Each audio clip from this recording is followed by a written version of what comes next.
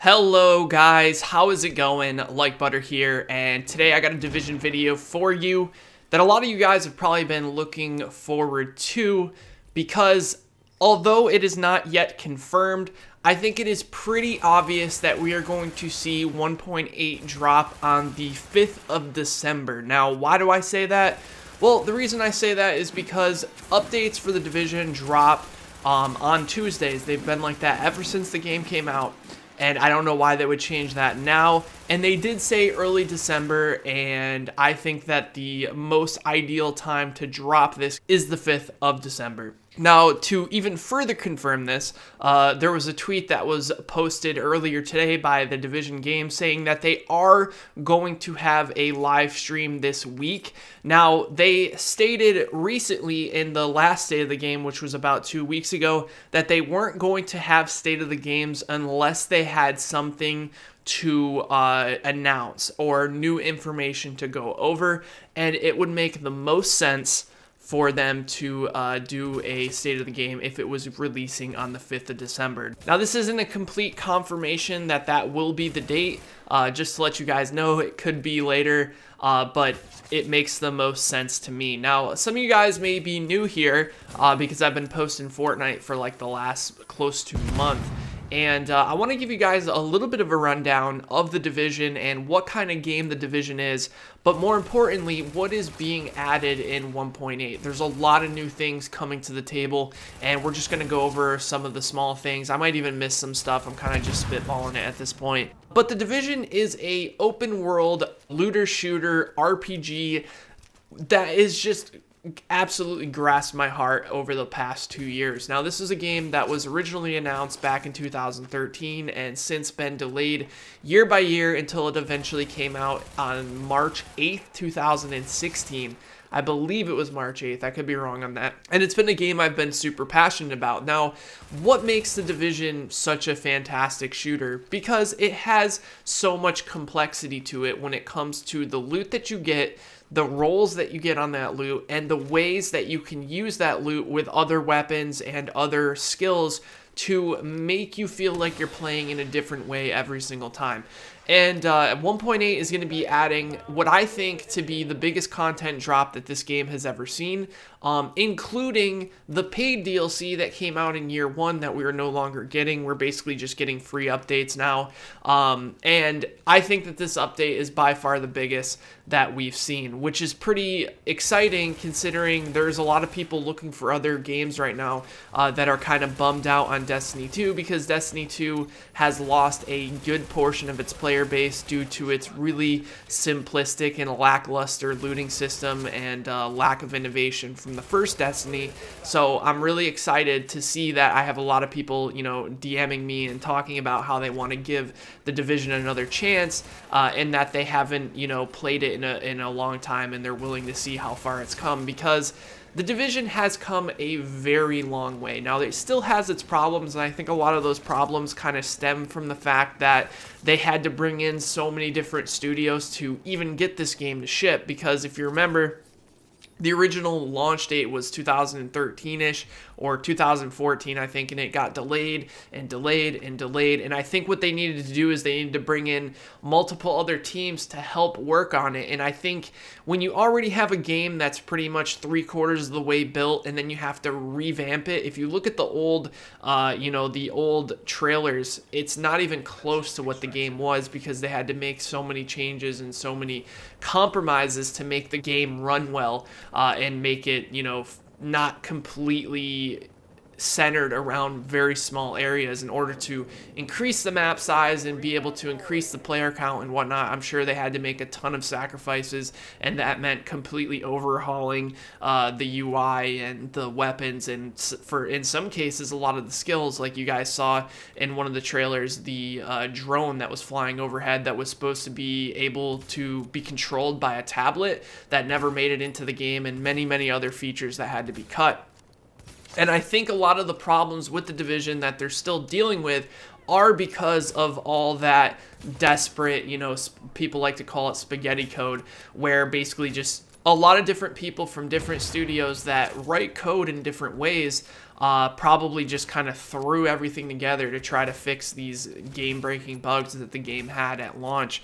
And I think also a lot of that has to do with the Snowdrop engine being very new and people working on it for the first time. And I think if there is going to be a Division 2 announcement, I think it's going to be a lot smoother this time around, considering the devs have had some years under their belt working with the engine. I mean, if you look at things like the Frostbite engine and the way, you know, DICE has been using it for years and years and years, I'm sure when the Frostbite engine first was created, it didn't go as smoothly as it is now. So I'm hoping that over time, the Snowdrop engine receives, you know, updates and fixes to better the performance of maybe delayed skills, or, you know, glitchy walls, and, you know, all the problems that this game had, RPM glitch, headshot stacking. There was a ton of problems that this game had, but underneath all of that BS, there is a fantastic open world experience here, and I think you guys are really, really going to enjoy 1.8, and I'm looking forward to it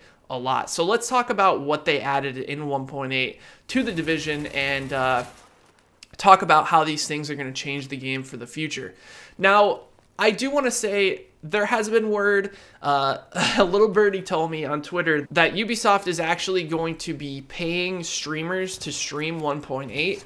Now, this kind of has me thinking a little bit about what the future of the game is, whether it's, you know, year 3 content or even a Division 2 announcement, even though I feel like it might be a little too soon for that. I feel like there's some big announcements coming up soon, because I don't know why Ubisoft would spend money paying streamers to stream the update if it's a free update and if they really had no future plans for the game. So I'm assuming that they are going to announce the Division 2 soon and kind of want to pay streamers to show people how far the game has come since the launch, so that it kind of shows the true potential that this game had, so that it doesn't leave a bad taste in everyone's mouth when the second Division gets announced. Now, this is completely theory. I have no idea if there's a Division 2. I wish I had, but this is what I'm thinking. Unless there's some sort of crazy announcement for a year 3 season pass where they're going to be putting out huge updates, even though I doubt they would do that. It wouldn't make sense for them to do that and then have year 2 free. But anyways, let's go over 1.8 and talk about the new things that they are going to be adding to the game. Now, let's talk from a gameplay perspective. There are things being completely revamped and reworked from the ground up. One of those things is the rogue system. Now, the rogue system, how it is currently in the live game, you have to do a certain amount of damage to a player in order to flag rogue. In 1.8, that is no longer going to be the case. You cannot do damage to players anymore unless you toggle rogue. Once you toggle rogue, everyone will know that you're toggling, and you will basically become a marker on the map for everyone to hunt you down. But as soon as you toggle rogue, which takes about a second, you'll be able to do damage to other agents. Now, this had a bit of controversy in the PTS, but I do think they're going to be making some changes to it and make it just a little bit better. Like, there was a problem where people were camping the Manhunt marker, which, if you don't know, instead of running off your Manhunt now, which I think was about 5 minutes, you're now going to have to go to a marker on the map and basically remove your Manhunt status. So this is pretty cool because it gives the Manhunts an objective to remove their Manhunt status when they want to, instead of just running away from people constantly.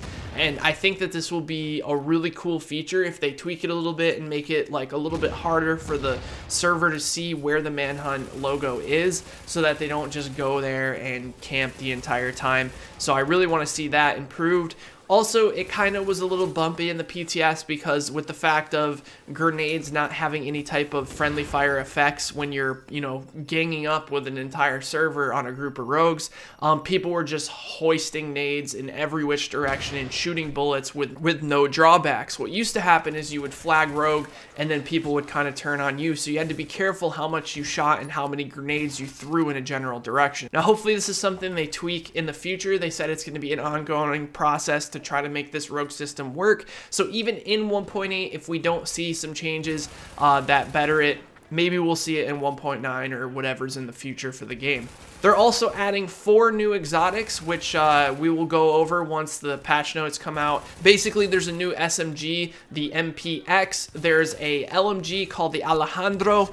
I love saying it like that. I don't know why. I just kind of cringed at myself a little bit there. And then you have 2 new snipers that are going to be part of a weapon set that are going to work together, which will, like I said, we'll get more into that in the future when I do the patch notes video, when we go over everything that's changed. But also, on top of that, there are new classified gear sets. If you don't know what classified gear sets are, they're basically better versions of the gear sets that are already in the game that also have a 5 and 6 piece bonus that will allow you to really feel the power level of that specific gear set. Those classified gear sets get released with the global events, which the next global event is apparently going to be a couple days after 1.8 drops. So there's a ton of new gear, not to mention that there's a new PvE horde mode on entirely new maps that we've never seen before, including on the ship, or other known as the Intrepid. There's also a brand new 4v4 mode that's also going to be played on maps that were built specifically for 4v4. So if you're the type of person that likes PvP, but the Dark Zone really isn't your forte, I think that this is going to be a fantastic mode for you to get in with your friends and really test out some powerful builds and really cool variations in your team compositions. There's also a couple reworks to some of the gear sets like Banshees, which is getting completely built from the ground up. And then also we'll talk about, you know, some of the other slight tweaks that they've done to weapons and whatnot, like the M4 getting nerfed a bit and the slower RPM weapons kind of being brought up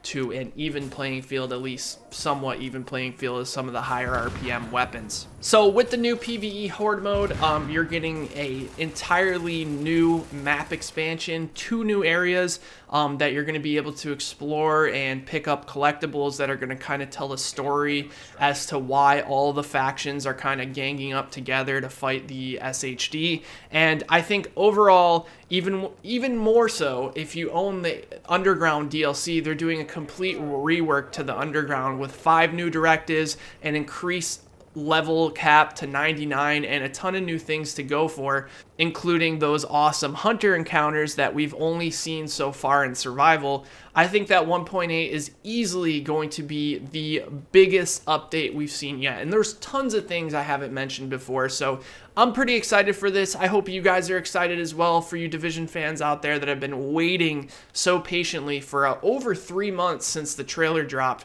for 1.8. I think it's finally here, and it's going to be coming very, very soon. Thank you guys so much for watching this video. If you enjoyed, be sure to drop the video a like. Let me know what you guys think. Hit the subscribe button if you're new, and I will talk to you next time. Take care, everybody.